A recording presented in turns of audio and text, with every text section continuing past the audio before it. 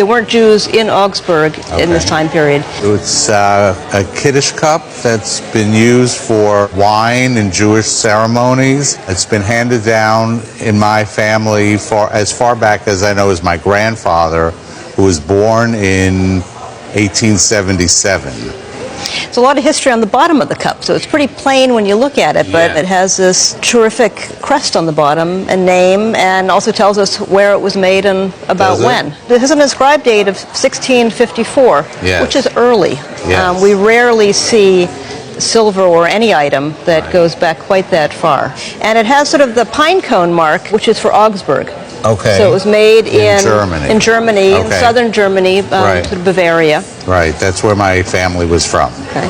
So do you know much of their history? My mother grew up in southern Germany south of Munich, a town called Neustadt on the Weinstraße. In 1938, the family immigrated from Germany to the United States. My grandfather had a business in the town. They lived in the house above the business, selling sheets and linens and things like that. And when he was arrested, my grandmother tried to sell the house. It was before the final solution. They weren't gassing the Jews yet in '38.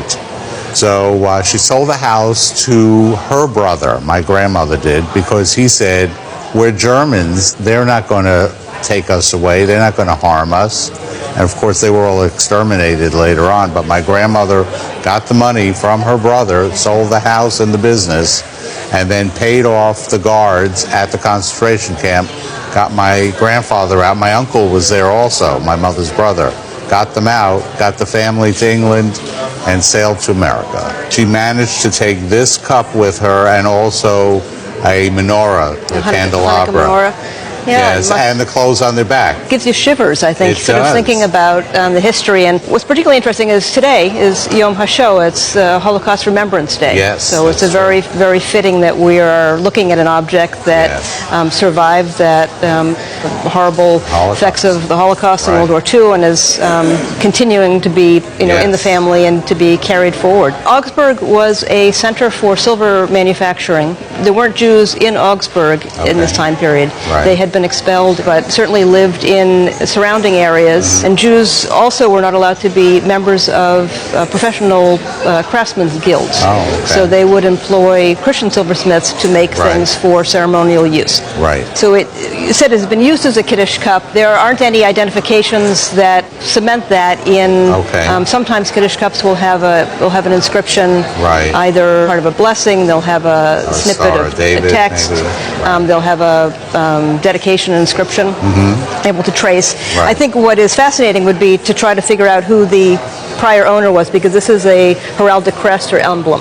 So unlikely Jewish, but it would give us a little more background. So is this something that is used? Do you use it for? We do use it. We do use it Shabbat for holidays, for Rosh Hashanah and the holidays. We do.